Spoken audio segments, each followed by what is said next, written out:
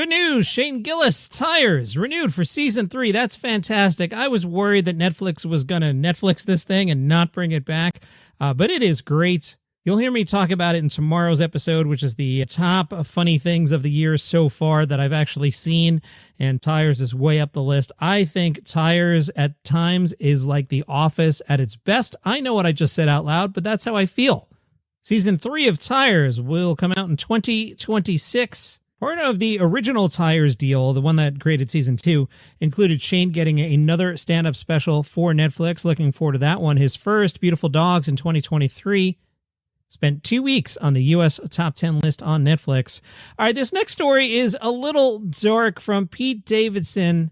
I read this whole thing, and I just came away feeling weird. So there's Pete Davidson. He's at the Prudential Center in Newark last weekend with Jon Stewart and John Mulaney. They're doing a show.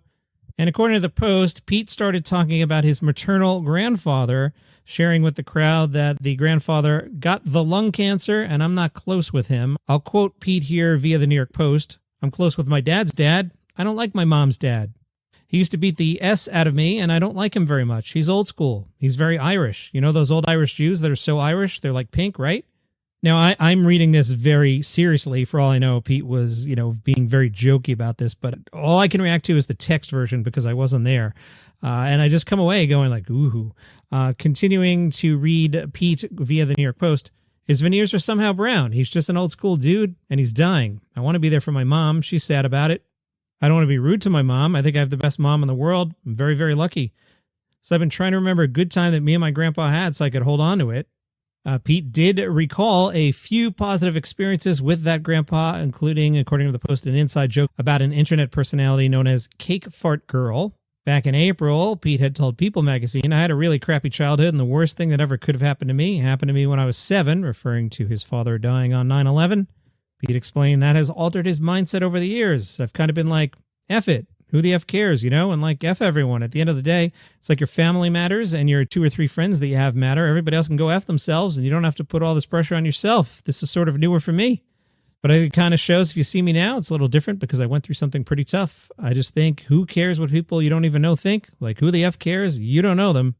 Pete had told the Real Ones podcast, my dad said he was going to pick me up from school on 9/11. I got picked up by my mom. She didn't tell me what was going on for like 3 days. She kept telling me, Dad's at work. He's coming home. Whatever. I had no idea.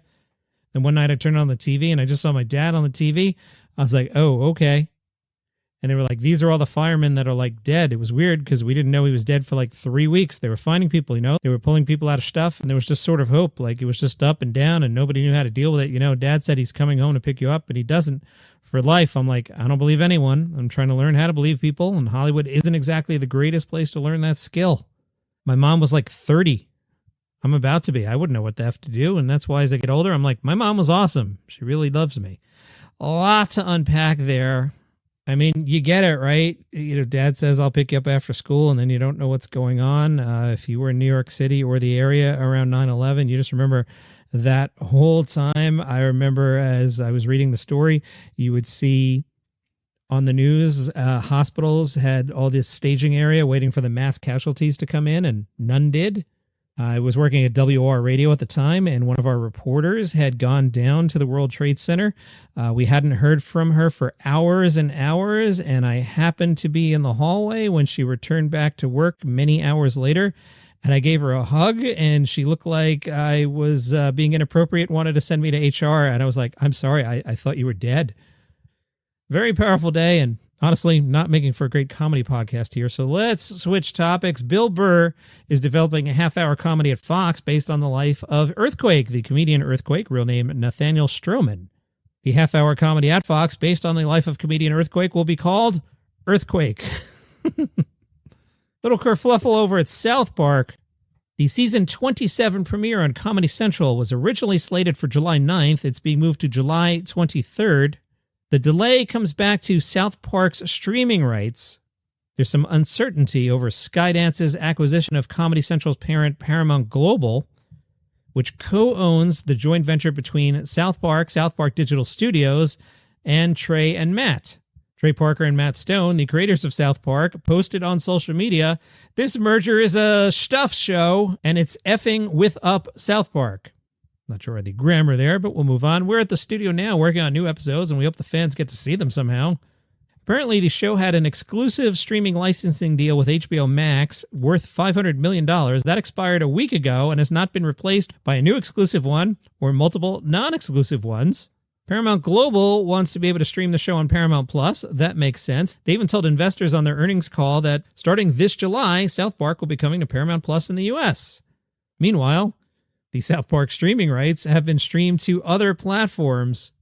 The Hollywood Reporter has told about a letter in which Parker and Stone threaten legal action over what that document claims, including an attempt to get WBD, Warner Brothers Discovery, to agree to a shorter 5-year term deal and to take new seasons of South Park after they've had a 12-month exclusive window on Paramount Plus. Boy, there is a lot going on here. Many fans had expected the show to launch on Paramount Plus on July 1st. That did not happen. It is the 3rd of July, and this has nothing to do with comedy. When I was a kid, I would go with my parents to Belmont Racetrack and go see the horses. And there was a horse named 3rd of July, and that name always stuck with me. And I always think of that horse on this day.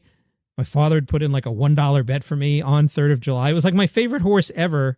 And I just felt like mentioning it today. Now, the horse would have to be 50 years old, and I don't think horses live that long. But 3rd of July, the horse, I'm thinking of you. On Netflix, they're going to screen a bunch of classic comedies already up on Netflix. Anchorman and Anchorman 2, Blades of Glory. Coneheads, I forgot that was actually a movie. Good Burger, Grown Ups, Happy Gilmore, which makes sense with Happy Gilmore coming out later this month. Animal House, a friend of mine, where were we the other day? I feel like alcohol was involved, but we just started quoting Animal House. I forget where we were, but I blurted out, wait till Otis sees us. He loves us.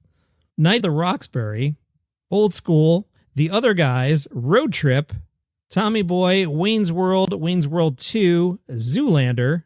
Starting July 11th, they're adding in Caddyshack, Groundhog Day, Mean Girls, There's Something About Mary. They came together. Trading Places starting on the 18th. City Slickers, Clue, Coming to America, So I Married an Axe Murderer, Stripes. I haven't seen Stripes in a while. I should rewatch that. Superbad, Tommy Boy, Waiting for Guffman. And one of the few rare good Adam Sandler movies, The Wedding Singer. As listeners to this program, there are, 5 good Adam Sandler movies? They are Uncut Gems, Basketball 1, Space Alien 1, and 2 with Drew Barrymore, including The Wedding Singer and 50 First Dates. Not on the list. Not good movies, Blended, starring Adam Sandler and Drew Barrymore, and Isn't It Romantic, starring Adam Sandler and Drew Barrymore. Those are not good movies. There are only 5 good Adam Sandler movies, and I just told you what they are. That is your comedy news for today. Yep, it's starting to slow up into July 4th weekend, so tomorrow we'll take a look at the best stand-up specials of 2025 so far that I have seen. Then I'm holding on to some news for Monday, so I have Monday's podcast.